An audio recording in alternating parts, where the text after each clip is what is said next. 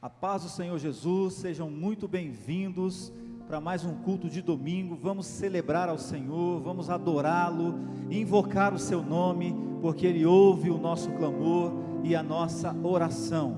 Aproveite esse início de culto para compartilhar com seus contatos, com seus familiares, com seus amigos, o link desse culto. Fazendo isso, você nos ajuda a proclamarmos o Evangelho, a pregar sobre Jesus a muitos corações, a muitas pessoas. Esse tempo de pandemia, nós temos tido uma oportunidade muito rica, muito grandiosa, que é chegar a lugares que, se estivéssemos apenas presencialmente aqui, nós não conseguiríamos chegar, mas através da internet, através desse culto que você está acompanhando aí da sua casa, outras pessoas também podem ser impactadas pelo poder de Deus. Eu quero ler com vocês Romanos capítulo 8, do versículo 31 até o versículo 39.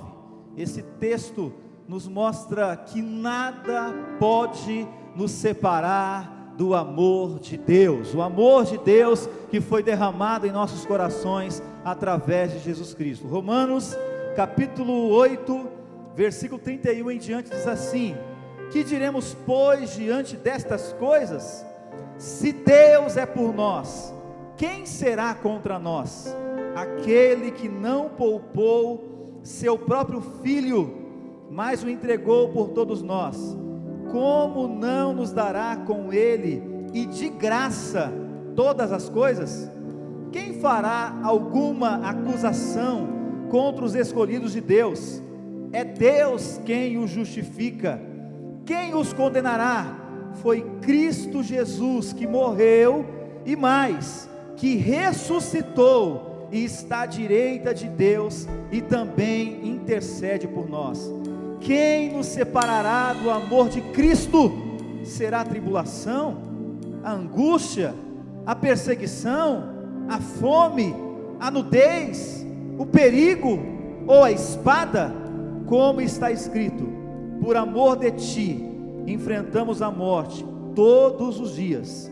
Somos considerados como ovelhas destinadas ao matadouro, mas em todas estas coisas somos mais que vencedores, por amor daquele que, por meio daquele que nos amou, pois estou convencido de que nem a morte, nem a vida, nem anjos, nem demônios, nem o presente, nem o futuro, nem quaisquer poderes, nem altura, nem profundidade, nem qualquer outra coisa na criação será capaz de nos separar do amor de Deus que está em Cristo Jesus, o nosso Senhor. Aleluia. Você pode adorá-lo aí nessa hora, você pode exaltar o nome dele, você pode ficar de pé aí na tua casa, levantar as tuas mãos e clamarmos juntos ao Senhor nessa hora.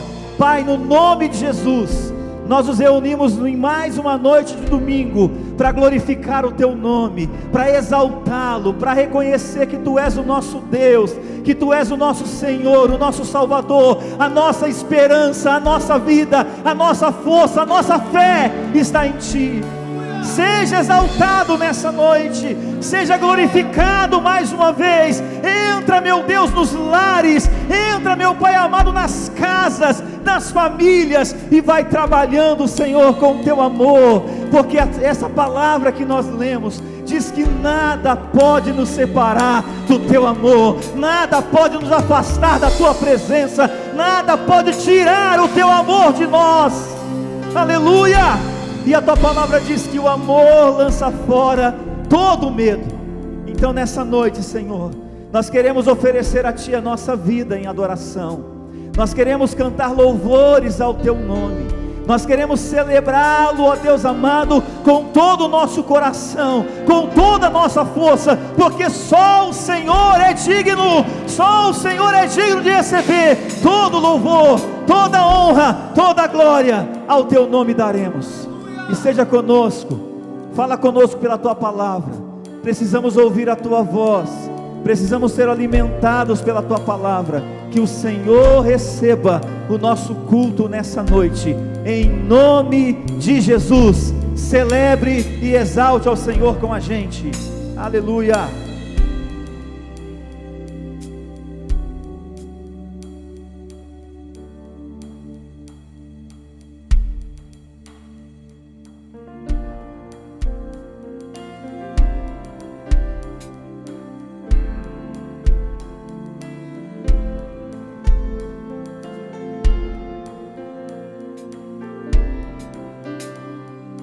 Louvar ao nosso Deus. Pela fé no Filho de Deus, sou vencedor. Todo mal afasta de mim, Cristo Senhor. Tudo posso em Jesus, meu fiel e bom pastor. Digno és de receber todo louvor. Pela fé no Filho de Deus, sou vencedor. Todo mal afasta de mim, Cristo Senhor. Tudo posso em Jesus, meu fiel e bom pastor. Digno és de receber todo louvor. Tudo posso em Jesus, meu fiel e bom pastor. Digno és de receber todo louvor. Digno és de receber todo louvor. Digno és de receber todo louvor.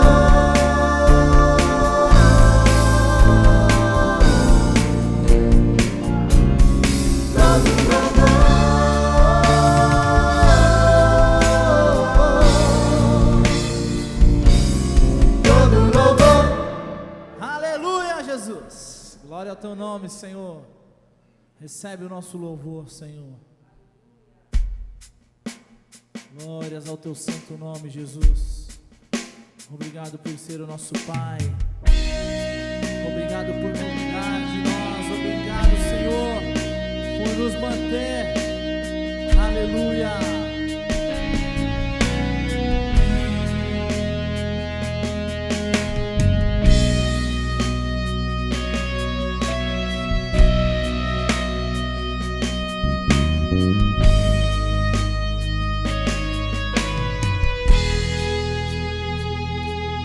Pai nosso nos céus, Santo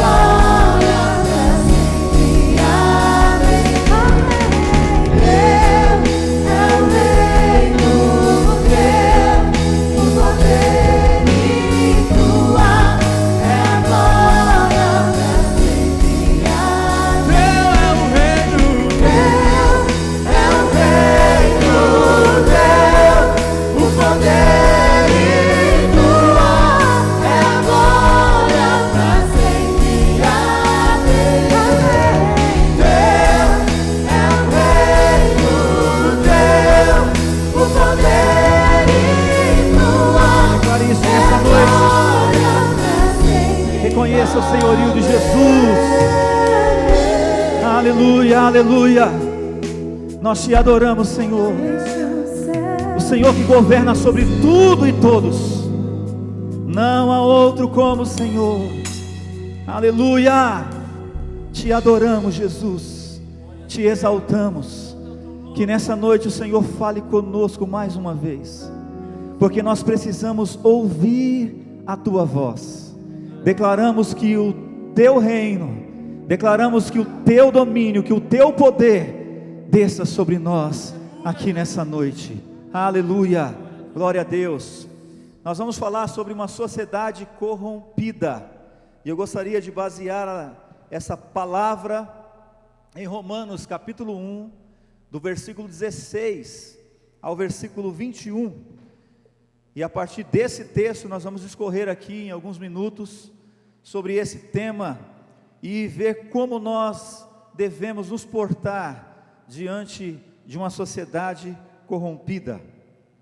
Romanos capítulo 1, do versículo 16 em diante, diz assim: não me envergonho do evangelho, porque é o poder de Deus para a salvação de todo aquele que crê, primeiro do judeu, depois do grego, porque no evangelho é revelada a justiça de Deus, uma justiça que do princípio ao fim é pela fé, como está escrito: o justo viverá pela fé. Portanto, a ira de Deus é revelada do céu contra toda a impiedade e injustiça dos homens, que suprimem a verdade pela injustiça.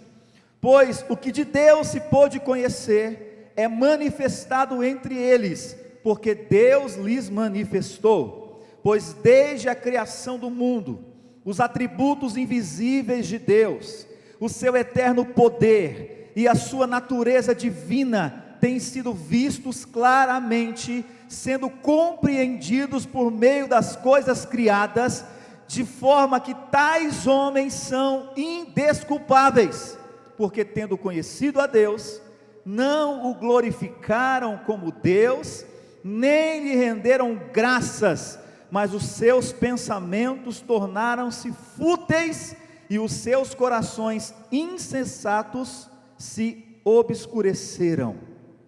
Nós vamos falar aqui nessa noite sobre a situação que o mundo vem vivendo, aquilo que conhecemos e chamamos de sociedade, está cada vez mais corrompida, está cada vez mais complicada, confusa em seus conceitos, em seus comportamentos, em seus relacionamentos. E na verdade, se a gente olhar bem, já deixou de ser uma sociedade há muito tempo. É só a gente parar um pouco na nossa correria diária e observarmos atentamente o comportamento das pessoas. Há uma espécie de fuga da realidade, há uma espécie de distanciamento, individualismo e egoísmo totalmente prejudicial, crescendo assustadoramente em nosso meio. A ideia de sociedade vem de sociologia, que é um grupo humano que habita em certo período de tempo e espaço, seguindo um padrão comum e uma coletividade. Sociedade, então, é um agrupamento de seres que convivem em estado gregário, ou seja, isso quer dizer juntos, unidos, seguindo na mesma direção e propósito. E aí eu pergunto para você, é assim que a sociedade está vivendo? Está todo mundo unido, está todo mundo no mesmo propósito, está todo mundo na mesma direção? Ou estão cada um fazendo o que quer e definindo o seu próprio caminho? Depois de verificarmos essas definições, fica claro que há muito tempo nós não vivemos mais em uma sociedade saudável.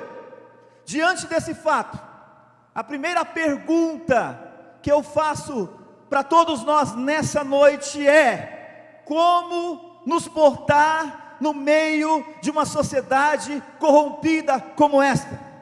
Em primeiro lugar, não me envergonhando ou não nos envergonhando do Evangelho. Como Paulo mesmo diz no primeiro capítulo de Romanos, no versículo 16: não me envergonhe do Evangelho, porque é o poder de Deus para a salvação de todo aquele que crê. Aleluia. A ideia aqui é que o Evangelho é o poder salvador para toda a humanidade. Não há nada que pode deter o poder do Evangelho. O poder do Evangelho é transformador. O poder do Evangelho, ele vai além daquilo que nós possamos imaginar. E por outro lado, não há nada que afaste tanto as pessoas de Cristo, quanto a sua incapacidade de ver e reconhecer que precisam dele, ou o fato de se recusarem a admitir isso.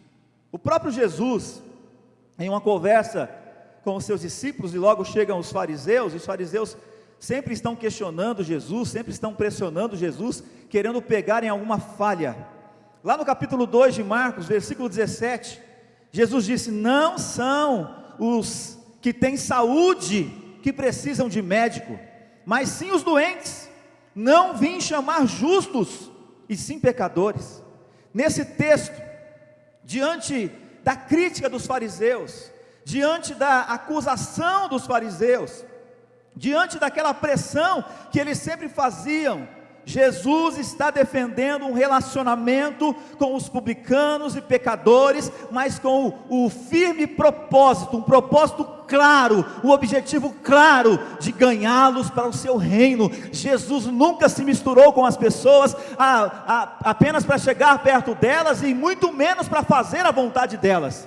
Ele se aproximava sempre com o objetivo de mudar a história da vida delas, e é isso que ele estava fazendo. E ao usar então a ilustração do médico, ele não está dizendo que algumas pessoas são justas por si só, e portanto que elas não precisam ser justificadas, ou seja, elas não precisam da justificação e salvação dele, mas sim que essas pessoas pensam erradamente que podem se auto-justificar. Alguns se acham justas. Muitos pensam exatamente assim, e estão redondamente enganados, porque é evidente que elas, assumindo esse comportamento, essa autojustificação, nunca poderão chegar a Cristo. A palavra diz que ninguém pode sequer dizer que Jesus Cristo é Senhor, se não for pelo Espírito, se não houver revelação do Espírito, se não houver auxílio do Espírito Santo. Como é que eu posso dizer que eu me auto-justifico? Que eu não preciso de Deus? Que a minha vida, eu faço o que eu quiser dela, o que eu bem entender? Não posso dizer isso. Tem um Deus no céu que governa todas as coisas e quer restaurar a nossa vida, quer restaurar a nossa sorte. Então, assim como ninguém vai ao médico, a não ser que reconheça que está doente e que não pode curar-se sozinha, nós também só iremos a Cristo quando admitirmos que somos pecadores, quando admitirmos que somos culpados e que sozinhos nunca poderemos salvar-nos. Esse é o princípio do plano da salvação.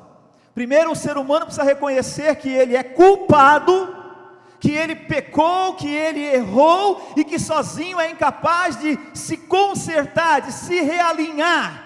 E aí então ele reconhece que Jesus é o único e suficiente Salvador, e então será salvo. A palavra diz: todo aquele que invocar o nome do Senhor será salvo, aleluia.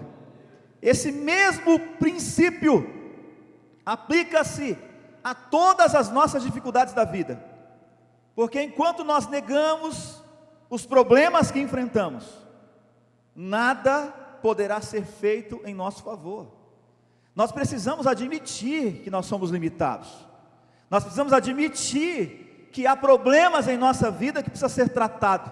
A partir do momento que nós admitimos isso, imediatamente surge a possibilidade de cura, a possibilidade de tratamento, a possibilidade de restauração, de transformação. É uma palavra que nós, adventistas da promessa, conhecemos bem, por causa de uma gestão do Ministério Jovem há anos atrás, que é metanoia.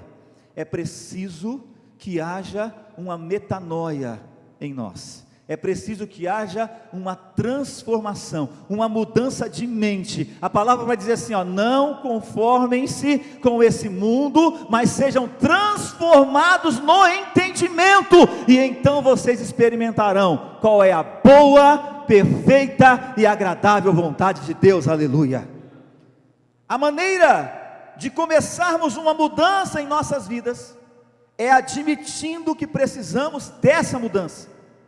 Eu não posso arrogantemente achar que o fato de eu ter entregue a minha vida a Jesus, eu já sou perfeito, e qualquer momento pode vir uma carruagem e já me levar para o céu. Não, a gente ainda está em construção, nós ainda estamos sendo moldados. A palavra do Senhor diz lá em Jeremias capítulo 18, que como o oleiro faz o seu barro, e de vez em quando o barro quebra em suas mãos, ele amassa e faz de novo. O Senhor diz para você e para mim nessa noite, assim são vocês nas minhas mãos, eu posso quebrá-los e fazê-los de novo. Aleluia. Vai doer, claro, mas quando Ele fizer, vai ser perfeito para a glória do nome dEle. É isso que Ele está trabalhando, para que nós cheguemos à estatura de perfeição, até o dia da sua vida. Então, para que a gente comece a ter mudança, nós precisamos admitir que precisamos dessa mudança. Porque na verdade, há muita gente que vive dizendo arrogantemente que não tem culpa e nem pecado, e que não precisa de Cristo. Tem pessoas colocando a culpa em Deus, por causa do caos do mundo. Tem pessoas questionando se Ele é Deus, se Ele é tão bom, se Ele é soberano, se Ele tem todo esse poder, por que Ele não muda tudo de uma vez? Justamente pela bondade dEle, pelo livre-arbítrio que Ele colocou em mim e em você, por Ele nos criar e deixar que nós façamos escolhas, mas Ele não deixa a gente no escuro. Não é aquela coisa, quando eu servi o exército, já bastante tempo, nem me lembro mais o tempo assim de ano, mas foi no ano de 1996, servi o exército. Tinha uma atividade que a gente fazia no exército, para você ficar bom no manejo das armas. Você tinha que montar e desmontar as armas, isso era fuzil e pistolas. Você tinha que montar e desmontar, montar e desmontar, montar e desmontar, e fazer as limpezas, enfim. Aí tinha uma hora que de tanto você montar e desmontar, eles apagavam as luzes todas, e aí você tinha só um pano na sua frente. Você fazia treinamento bastante antes, e aí você tinha que montar e desmontar no escuro, sem ver nada, totalmente escuro. Eu tinha que desmontar todo aquele fuzil, toda aquela pistola, e colocar as peças no devido lugar, para quando eu montar novamente, sem ver, eu não montar erradamente e me matar, né? Fazer um acidente acontecer, ou numa hora de uma guerra, o inimigo me matar, porque eu não conseguiria me proteger com aquela arma. Deus não faz isso com você no escuro. Deus não te deixa sem ver as coisas. Ele disse, haja luz, e houve luz. E depois que Ele disse, haja luz, ninguém que crê nele andará mais em trevas. Aleluia.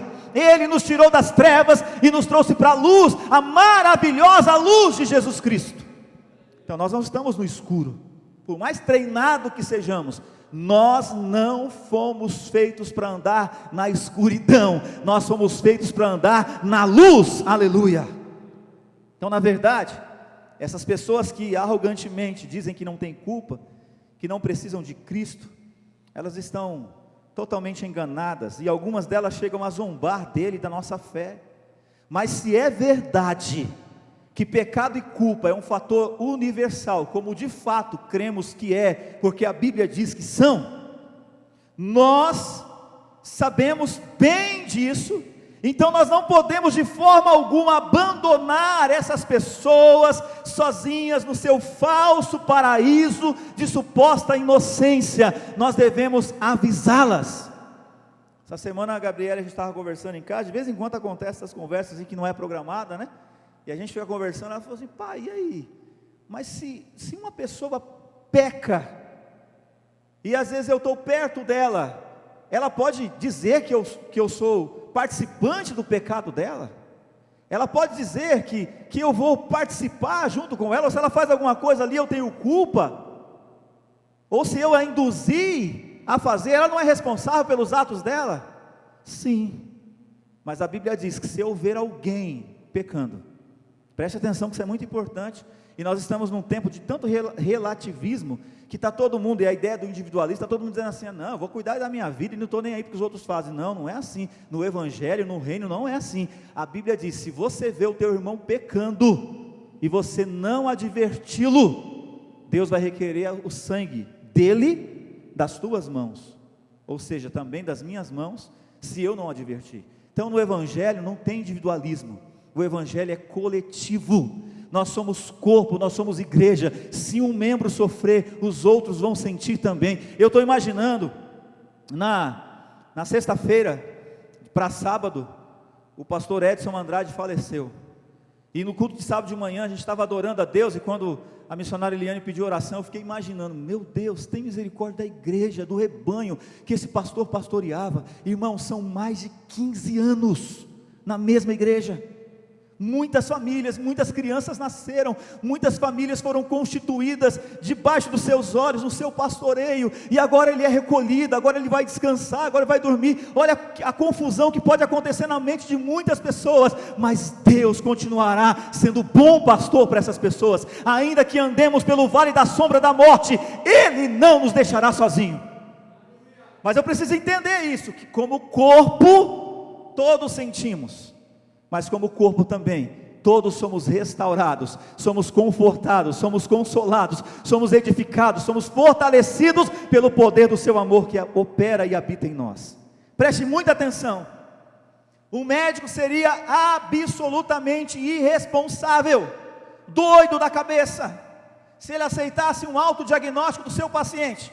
Sabe, hoje a gente sente alguma coisinha, né, uma dorzinha aqui, uma dorzinha ali, a gente vai para onde? Para o médico? Não, corre para o Google, e pergunta o que pode ser. Aí você fica desesperado em casa, meu Deus, estou com câncer, meu Deus, estou com uma doença incurável. Não é nada, às vezes é um gás, um gásinho, e resolve só com algo natural do nosso corpo, mas a gente fica desesperado. O médico seria totalmente irresponsável, se ele aceitasse esse autodiagnóstico, se ele não fizesse um exame criterioso, e desse o diagnóstico correto para essa pessoa que foi procurá-lo. Observando então esse exemplo aqui do médico, fica evidente que o nosso dever cristão é levar essas pessoas por meio da oração, por meio do testemunho verdadeiro e da pregação viva do Evangelho, a aceitarem o verdadeiro diagnóstico e situação diante de Deus. Preste atenção, eu disse aqui, vou repetir, a gente ainda está em pandemia, mas o pior vírus da humanidade não é Covid-19, não foi o 1, o 2, até chegar no 19, não será se tiver Covid-20, Covid-21 e tantos outros vírus que tem aí. O pior vírus da humanidade é pecado, e não existe vacina humana para isso. Não existe nenhum remédio que pode curar isso, a não ser o sangue de Jesus que foi derramado no Calvário, a não ser o sangue de Jesus que foi vertido por nossas vidas. Então, nós precisamos levar as pessoas a dar uma resposta correta ao Evangelho. Nós precisamos reconhecer que Jesus é o Senhor e nós somos os seus servos que estamos prontos a anunciar a sua mensagem, a sua palavra que é verdade. E não podemos perder de vista a nossa relação com Deus.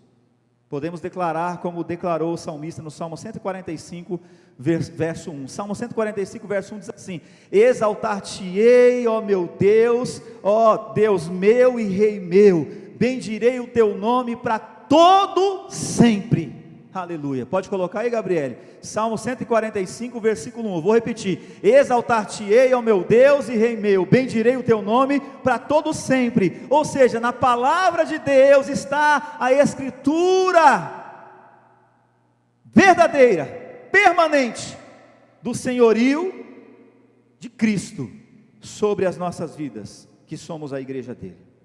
Nós representamos algo que a Bíblia vai dizer que lhe custou muito caro, a ponto de denominar como menina dos olhos de Deus. Nós somos considerados algo preciosos. ou algo precioso, algo extraordinário de Deus. É claro que em nós mesmos nós não valemos nada, mas para Ele custou o sangue. Não foi ouro, não foi prata, não foi qualquer outra coisa corruptível, mas foi o sangue de Jesus. Aleluia. Hoje, com o falso senso de respeito, eu queria que você prestasse muita atenção nisso, irmãos, que a gente está vivendo. Esse falso senso de respeito e justiça, que criaram e estão em cima disso, criando leis que vão totalmente contra os princípios de Deus, leis que vão tentando nos amordaçar, nos calar, nos fazer aceitar, e imaginar que tudo está indo muito bem. Isso é utopia, não está indo nada bem. O mundo está a passos largos à destruição. Se deixarem as pessoas fazerem o que elas bem entender, olha o absurdo que está chegando hoje. Tem pessoas que estão assim, dizendo assim, não, nós não vamos nem consultar o sexo da criança que está no ventre, porque independente daquilo que a biologia disser, se é menino ou menina, quem vai escolher se é menino ou menina é ele ou ela. Isso é um absurdo. Isso já foi determinado não pela ciência, isso foi determinado pelo Criador, isso foi determinado pelo nosso Deus, o nosso Senhor, e nós não podemos nos amordaçar, nós não podemos nos calar diante de afrontas como essa. A sociedade está corrompida, mas isso não é normal, não está tudo dentro de uma normalidade, é mentira, é engano de Satanás. O Deus desse mundo cegou o entendimento de muitos, está escrito na palavra, e não é invenção de seres humanos, não fomos nós que criamos a religião nasce em Jesus, e Ele vai dizer, a religião pura e verdadeira é aquela que ama as pessoas, aquele que cuida de órfãos e de viúvas, aquele que se importa com o seu próximo. Mas o fato de eu amar, o fato de eu me importar, eu não posso me calar diante de absurdos que eles estão fazendo. Eu tenho que me posicionar no reino de Deus e dizer aquilo que o Senhor quer que nós falamos para essas pessoas, porque a verdade precisa ser pregada. Por favor, quero te dizer com muito carinho nessa noite, acorde, não caia nessa, não seja enganado. O que estamos vendo hoje não é nada diferente da situação descrita pelo apóstolo Paulo em Romanos capítulo 1, a gente leu aqui alguns versos. A mensagem de Deus, assim como era naquela época, continua sendo anunciada hoje, mas muitas pessoas, da mesma forma que fizeram lá, naquela época em que Romanos foi escrito, continuam fazendo hoje. Olha o versículo 25, põe aí por favor para a gente na tela, Romanos 1, 25, olha o que o texto diz: mudaram a verdade de Deus em mentira, adorando e servindo a criatura em lugar do Criador.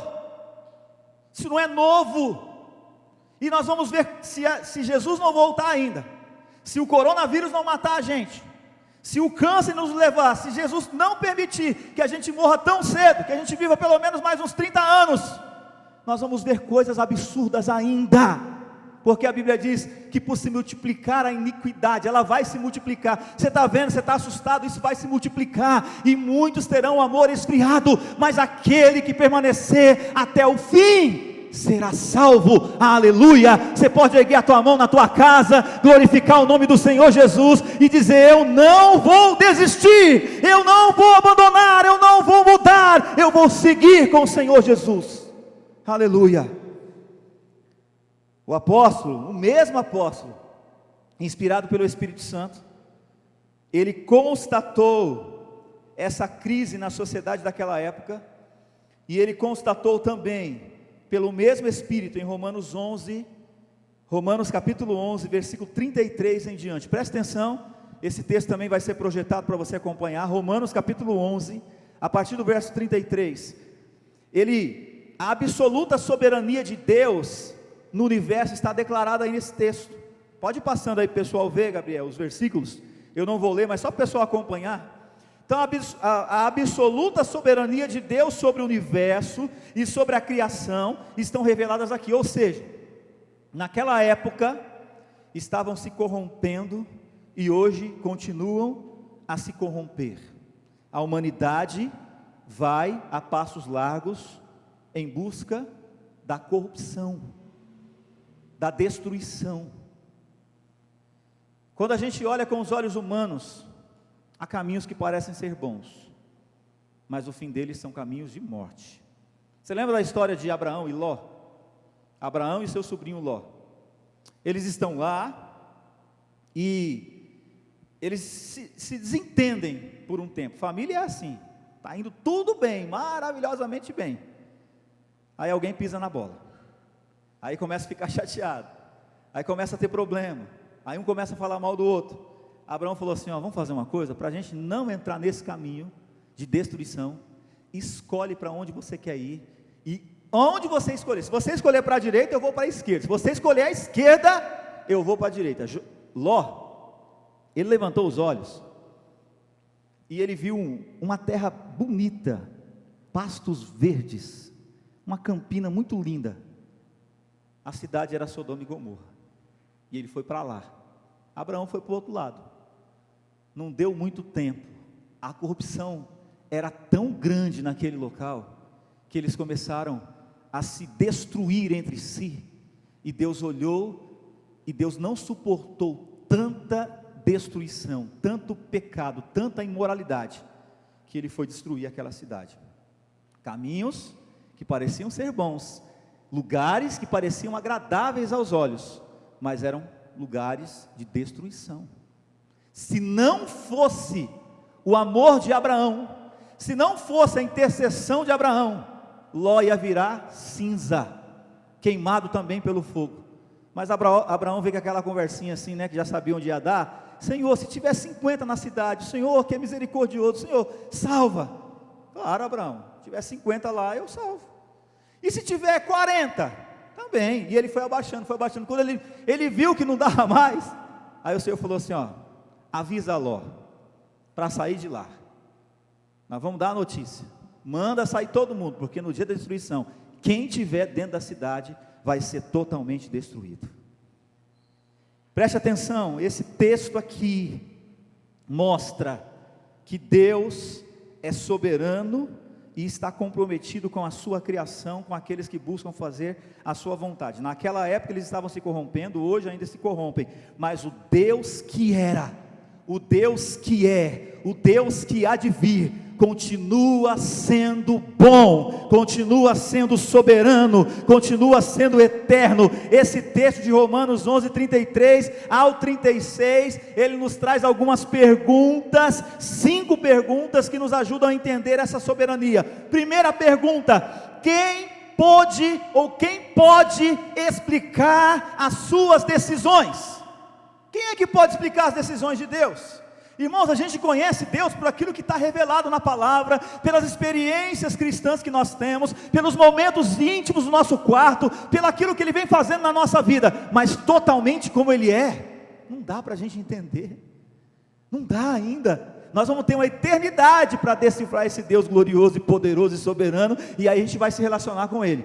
Mas quem é que pode explicar as suas decisões? Segunda pergunta: quem pode entender os seus planos? Quem é que pode? Quem pode conhecer a mente do Senhor? Quem é capaz? Tem um monte de gente aí, uns sabichões, querendo dar conselho, dizendo que Deus errou, chamando Deus de carrasco, chamando Deus de ditador, Deus que falta misericórdia, Deus que não é amor coisa nenhuma. Quem é que pode dar conselhos a Ele? Ele está acima de tudo e todos. Tem um homem na Bíblia chamado Jó, que ele passou momentos terríveis. E em alguns desses momentos ele questionou até o dia do seu nascimento, até o dia do nascimento dele, porque ele sofria tanto. E aí ele começou a falar coisas que ele não sabia. Ele começou a querer questionar o Senhor. Ele começou a querer perguntar coisas ao Senhor. Lá na frente, Deus se revela a Jó, Deus mostra para Jó quem Ele é. Aí ele fala assim: agora sei quem Ele é. Antes eu sabia de ouvir as pessoas falarem dele, mas agora os meus olhos podem vê-lo. Aleluia! Eu quero chamar você para uma intimidade mais profunda com Deus. A última pergunta: quem já deu alguma coisa a Deus para receber dele algum pagamento? Quem é que já deu alguma coisa a ele para receber um pagamento? Para dizer: ei Deus, na tua oração, se você já fez essa oração, muda ela rapidinho. Ô Senhor, o Senhor está me devendo, hein? O Senhor está me devendo. Eu fiz lá um propósito, o Senhor me abençoou, eu paguei, eu dei um dízimo, eu dei uma oferta alta, e agora? E aí, está me devendo? Para com isso, meu irmão, para com isso. Deus não te deve nada. Tudo que Ele dá para a gente é por pura graça, bondade e amor, pura misericórdia, puro prazer em abençoar as nossas vidas. Eu não devo nada para Deus, Deus não deve nada para mim. Ele já pagou todas as nossas dívidas, e nós temos direito e acesso totalmente a Ele. Vejam e ouçam o que diz o versículo 36, porque dele, por ele e para ele são todas as coisas, glória pois a ele eternamente. Deus criou o homem, Deus criou a mulher para viverem segundo o seu propósito e para a glória do seu nome. Gênesis capítulo 1, versículo 27, criou Deus o homem, a sua imagem, a imagem de Deus os criou, homem e mulher os criou. E a primeira parte do versículo 31 diz: e Deus viu tudo o que havia feito, e tudo havia ficado muito bom. Aleluia! Então não tem erro. Tudo que Deus fez é bom, tudo que Deus fez é perfeito. Você vai a alguns lugares, Juninho estava esses dias com a Larissa, num lugar acho que chamado Lençóis Maranhenses, né? Depois vocês foram para a Gávea, depois vocês foram para a Europa, depois foram um lugar, né? Mas você estava lá no Lençóis Maranhenses. Que lugar espetacular, que lugar maravilhoso, obra de Deus. Ele chegou dizendo assim: pastor, aí a gente vê como Deus é perfeito, como Deus fez tudo aquilo, como Deus criou todas aquelas coisas. Ele é Senhor de tudo e de todos, aleluia. Ele faz, Ele é Deus que governa o universo. Isso é o que Ele e nós também encaramos de normal e natural. Ele criou o homem à sua imagem, a imagem de Deus os criou, homem e mulher Ele criou. Não foi Deus que estragou tudo. Não coloque a culpa em Deus. Quem estragou tudo foi o próprio homem, foi a própria humanidade. Mas ainda assim, olha que maravilha, a Bíblia nunca termina para baixo. A história bíblica, o plano de Deus nunca vai se encerrar dizendo assim: ó, você está destruído, você vai para o inferno. Não, Ele dá esses toques, Ele mostra, mas a Bíblia sempre vai dizer para você: há uma esperança, há uma saída, há um novo para você, aleluia. Então, Ele fez tudo bom, e Ele trabalha desde a fundação do mundo para restaurar todas as coisas. Agora, a pior atitude que um ser humano pode ter é saber a vontade de Deus e ir contra essa vontade deliberadamente. Preste atenção nisso, eu quero repetir para ficar bem gravado na minha mente e na tua mente também. A pior atitude que o ser humano pode ter é saber a vontade de Deus e ir contra ela deliberadamente, porque aquele que conhece os mandamentos do Senhor, mas prefere continuar pecando deliberadamente, e ainda defende os seus pecados e os pecados dos outros, Deus, mesmo sendo amor, não poderá fazer outra coisa a não ser condenar a morte eterna.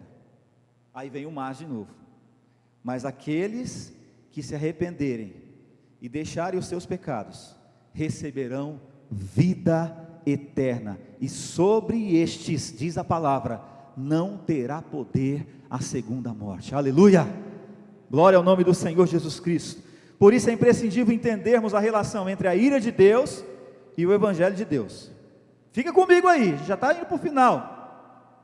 Nos versículos 16 em diante de Romanos capítulo 1, o apóstolo Paulo, ele desenvolve um argumento muito lógico, referindo-se sucessivamente ao poder de Deus, preste atenção, ao poder de Deus, à justiça de Deus, à ira de Deus e à glória de Deus.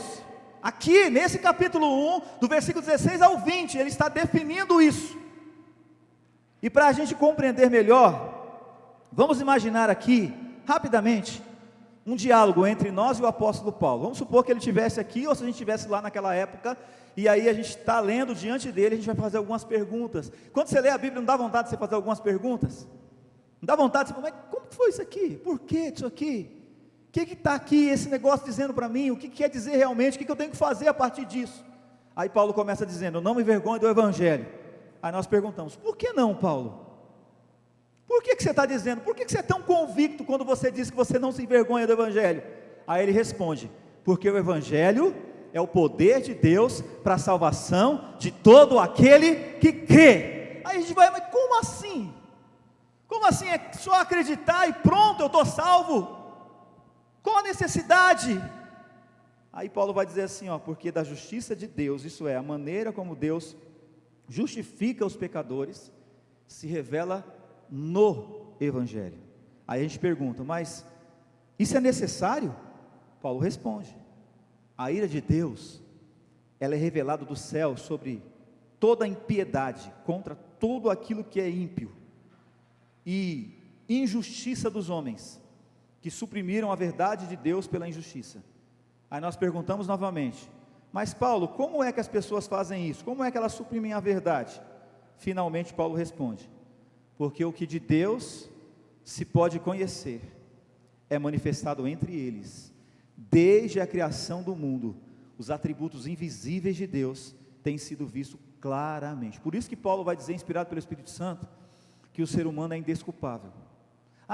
Chegou lá, no dia do juízo, aí abriu o livro, não está o nome dele lá, no primeiro não está, então está no segundo, o segundo é destruição e morte. Aí você vai questionar, tem um momentinho para questionar? Fala, não era bem assim. Como assim não era bem assim? Você viu o sol que eu criei? Viu. Você viu a lua? Vi. Você viu as estrelas? Vi. Você viu a chuva que eu mandava sobre a terra para regar a terra? Vi. Você via quando ventava, aquela brisinha no calor da tua casa? Vi. Você viu um tanto de coisa, você não acreditou em mim? Fogo, queimou. Já era. Destruição. Então aqui está dizendo que não tem como a gente se desculpar diante dele. Aí eu quero concluir essa palavra dizendo, ele revela o seu poder nos crentes ao salvá-los. Segundo, ele revela a sua justiça no Evangelho. Terceiro, ele revela a sua ira contra o pecado daqueles que suprimem o conhecimento que tem a respeito do Criador. E por último, Deus revela a sua glória, o seu eterno poder e a sua natureza divina através da sua criação. Eu queria concluir aqui com esse texto do Salmo 19, preste atenção, ele vai ser projetado lá, enquanto o grupo de louvor se prepara para vir à frente. Preste atenção, é uma das mais belas poesias que foram inspiradas pelo Espírito ao salmista.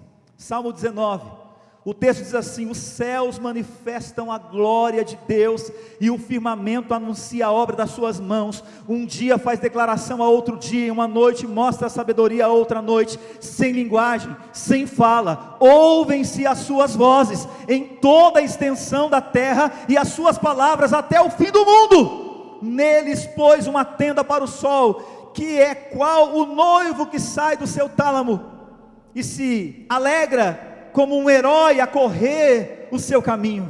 A sua saída é desde uma extremidade dos céus, e o seu curso até a outra extremidade deles, e nada se furta o seu calor. Versículo 7, a lei do Senhor é perfeita e refrigera a alma. O testemunho do Senhor é fiel e dá sabedoria aos simples. Os preceitos do Senhor são retos e alegram o coração. O mandamento do Senhor é puro e ilumina os olhos.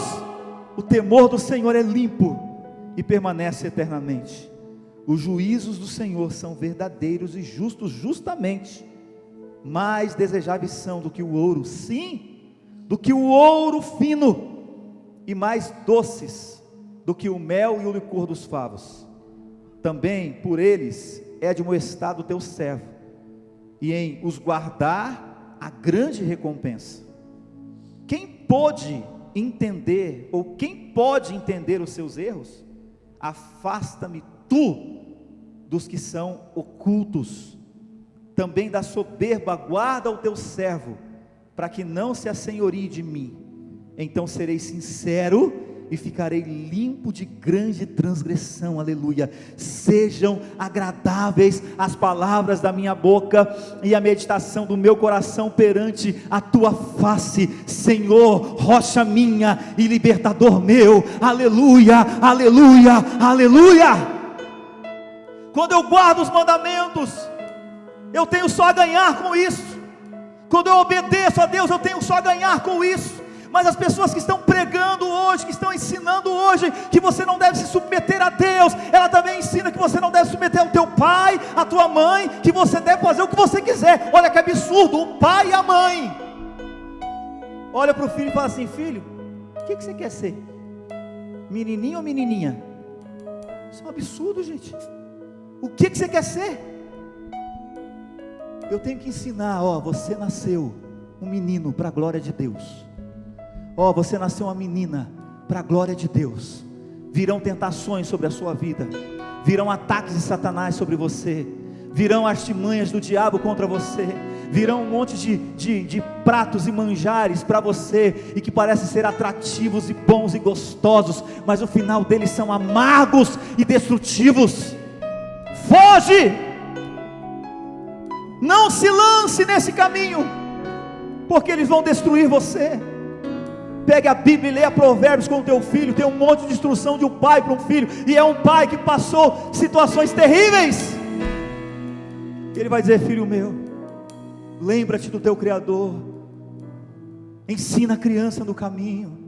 Provérbios e Eclesiastes estão cheios de conselhos maravilhosos para a instrução de filhos. Mas não entregue os seus filhos a essas ideologias que estão ensinando hoje. Não entregue a sua casa ao Deus desse século, que cegou o entendimento de muitos. Mas entregue a tua vida, entregue os teus filhos, entregue a tua família, aquele que era, que é e que há de vir, aquele que está cuidando da tua casa, aquele que está cuidando dos teus filhos, aquele que está cuidando da tua família, aquele que pode fazer todas as coisas em teu favor. Aleluia. Confie nele, ainda que no momento tudo pareça desajustado. Foi assim que Jó viveu, e ele achou tudo desajustado. A própria mulher dele falou assim: para, não sei qual era a idade de Jó, mas se ele já fosse um senhor de idade, como diz algumas mulheres para os seus maridos, né? Velho, para de adorar, morre, chega, você não está vendo que está dando certo? Jó olhou para ela e falou: mulher, eu nunca vi você assim, mulher. Você era tão meiga, você era tão parceira, você era tão animada, você era tão positiva, agora você está falando como louca. E Jó reconhece: eu não tinha nada quando vi o mundo, nem roupa, e se Deus quiser, eu volto agora para lá, nu, mas eu não amaldiçoarei o Deus da minha criação. Ei, acorde em nome de Jesus. Nesse domingo ainda reúna teus filhos. Nesse domingo reúna ainda a tua família. Você está dizendo assim: mas pastor, você não conhece a minha menina, você não conhece meu menino, são adolescentes terríveis. Quando a gente fala, eles vão para o quarto, bate a porta, pega a chave, abre a porta, diz para eles: senta aqui, que você vai ouvir o Evangelho de Jesus. Porque você foi constituído como pai, como autoridade, como mãe na tua casa, e não são os teus filhos que vão ditar as regras aí dentro. Em nome do Senhor Jesus, a partir de hoje, tome de novo as rédeas da tua casa, e você vai ver a bênção de Deus sobre a sua família. Eu tenho 2 adolescentes, um tem 18, a outra tem 14.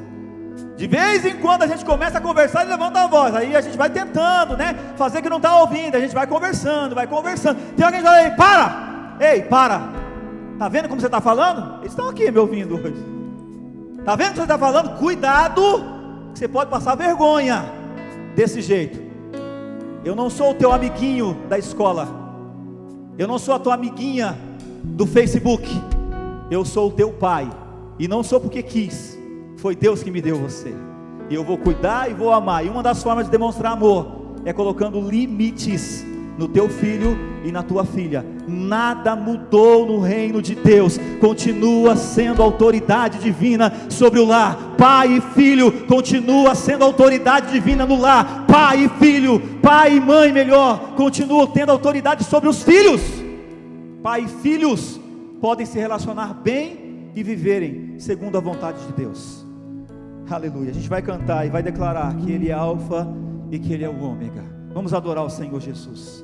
Desde o princípio, nós não veremos, nós não encontraremos um Deus igual ao nosso Senhor. Aleluia. Sabe por quê?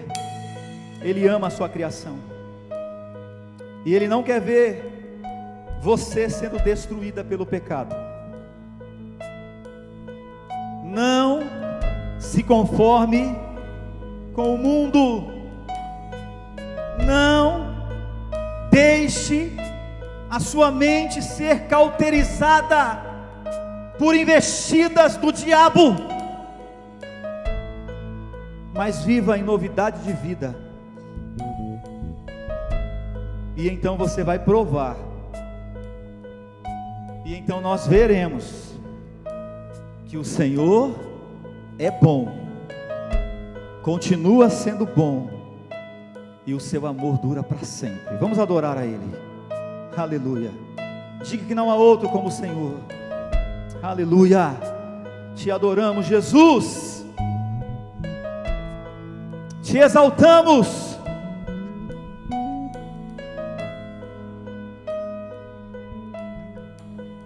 Não há outro Você pode cantar isso? como tu, Só Deus pode restaurar todas as coisas. soberano. A mensagem que eu trouxe para você nessa noite não é de desespero. Nós estamos Não há outro constatando os fatos, como mas estamos mostrando aquele que pode restaurar tudo e todos. reina sobre a terra e céus. Quem é Ele? És o Alfa e Ômega, início e fim. És o ar que eu respiro.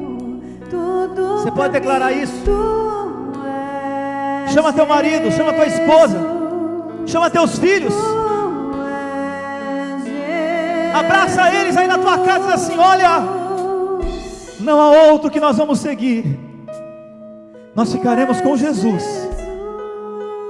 E declare aí bem forte: eu e a minha casa serviremos ao Senhor.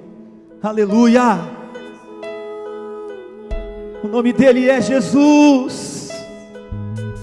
Não há outro como tu,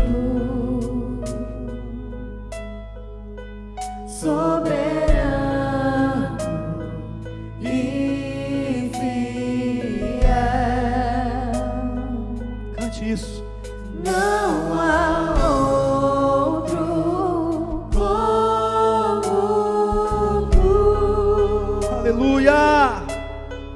Reina sobre a terra e céus. Tu és o Alfa e Ômega, início e fim. És o ar que eu respiro. Tudo pra Tudo está em ti. Tudo que precisamos. Jesus, tu és Jesus. Aleluia. És o Alfa e Ômega, início. Declare isso, querido. És o ar que eu respiro. Tudo pra mim, tu és Jesus. Tu és Jesus. Pega a tua voz e adore a Ele. O nome dele é Jesus.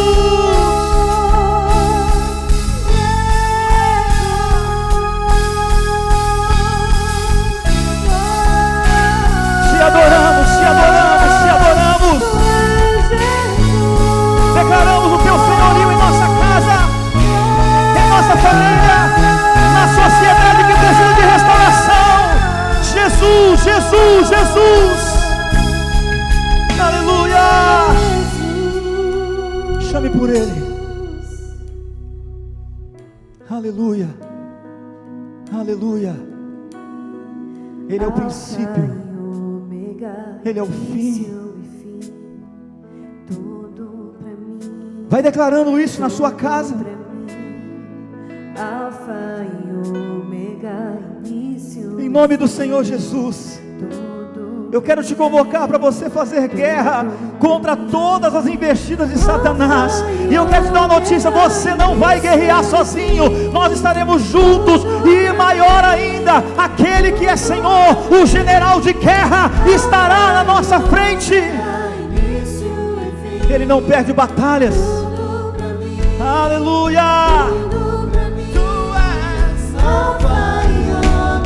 Ele é o Senhor da nossa salvação. Aleluia.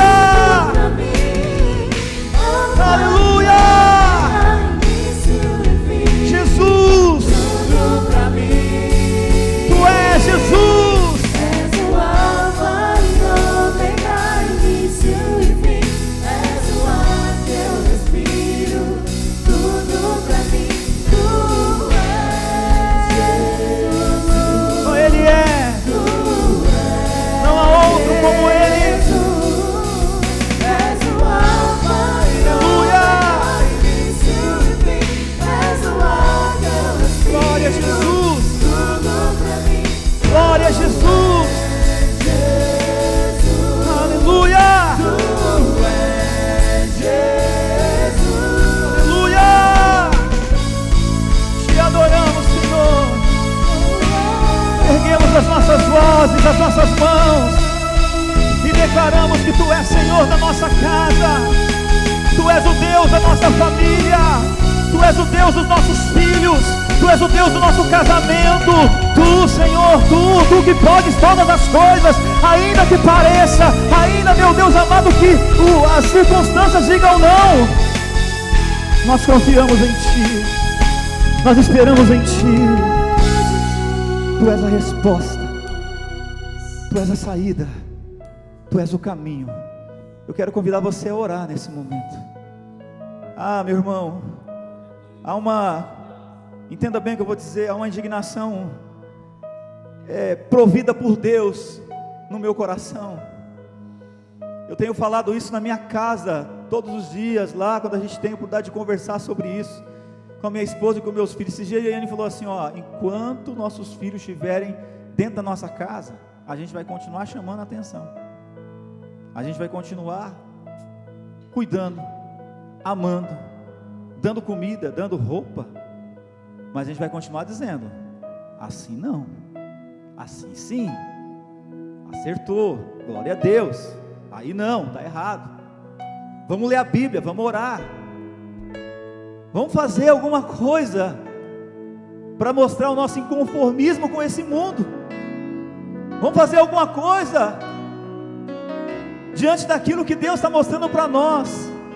E eu quero te convidar que esse conformismo também esteja aí no teu coração, e em nome do Senhor Jesus, que você coloque a tua casa nos braços do Senhor nessa hora. Mãe, pai, você está achando que não tem mais jeito de retomar a autoridade sobre os teus filhos? Tem sim, porque foi o Senhor que te deu. Ore comigo. Pai, no nome de Jesus nós oramos nessa hora.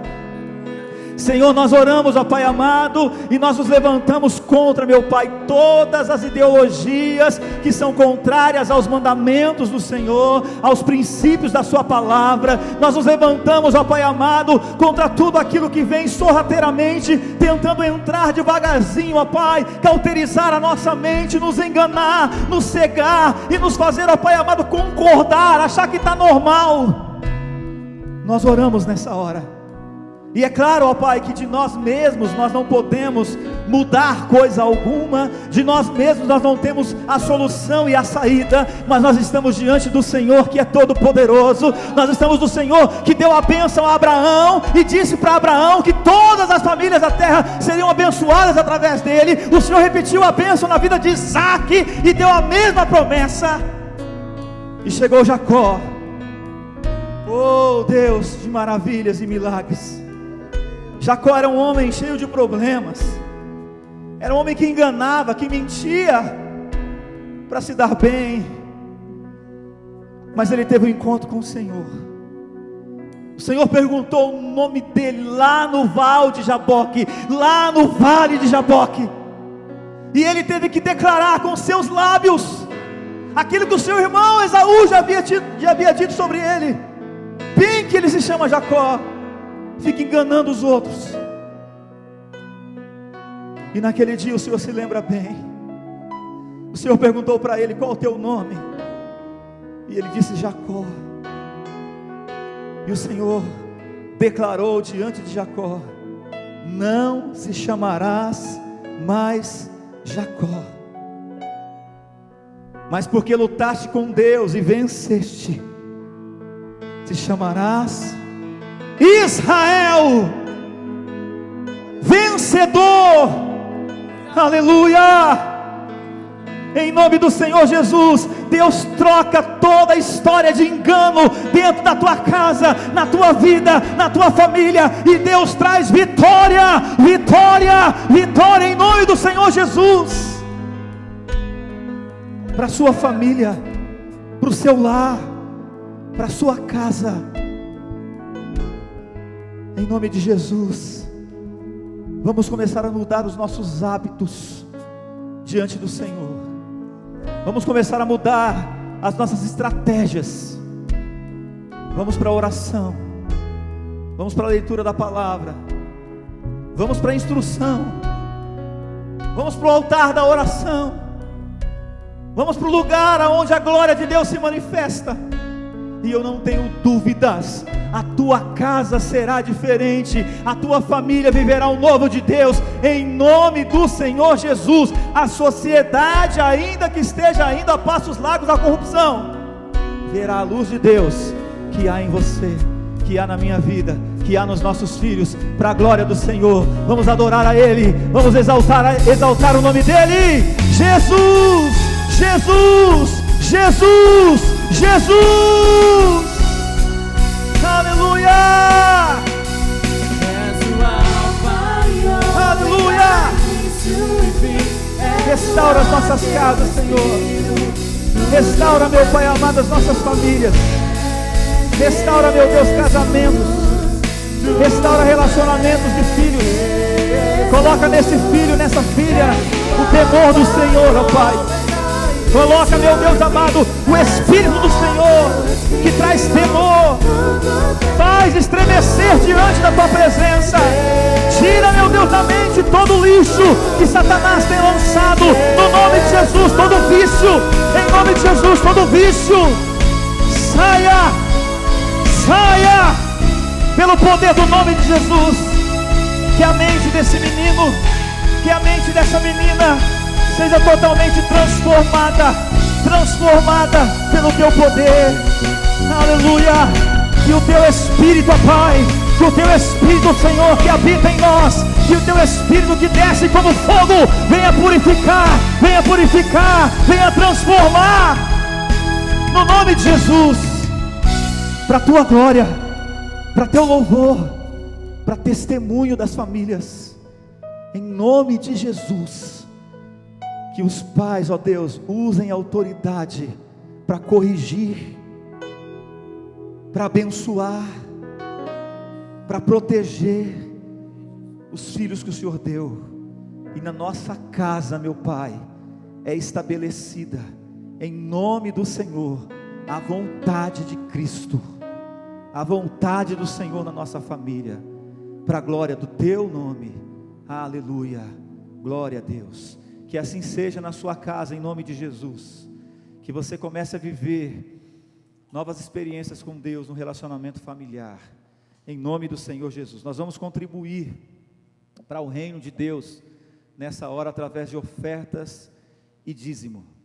Nós não podemos pagar, nós não podemos comprar, nós não podemos trocar nada com Deus. Tudo que temos foi Ele que nos deu, foi Ele que nos abençoou, e das mãos dele nós recebemos, e parte disso nós devolvemos para a mão do Senhor, para a obra do Senhor, para a casa do Senhor. Então use essa conta, faça a sua contribuição com oferta, faça a sua contribuição com o dízimo, ou use também o link do aplicativo que a gente vai mandar no grupo, e vai ficar também na descrição desse culto, desse vídeo. Depois que você terminar o culto, você pode ir lá na descrição, que está lá todas as informações para você ofertar, para você contribuir com alegria ao Senhor. Deus te abençoe, Deus te dê uma semana de vitória, Deus te dê uma semana de bênçãos, em nome de Jesus. Feche os teus olhos mais uma vez. Pai, obrigado por cada fiel ofertante, por cada fiel contribuinte com o dízimo. Continue abrindo porta, abençoando e prosperando, ó Pai. Que a graça de Jesus, o amor de Deus, o nosso Pai, a comunhão do Espírito Santo permaneça sobre cada um, agora e sempre. Amém. Até quarta-feira. Deus te abençoe.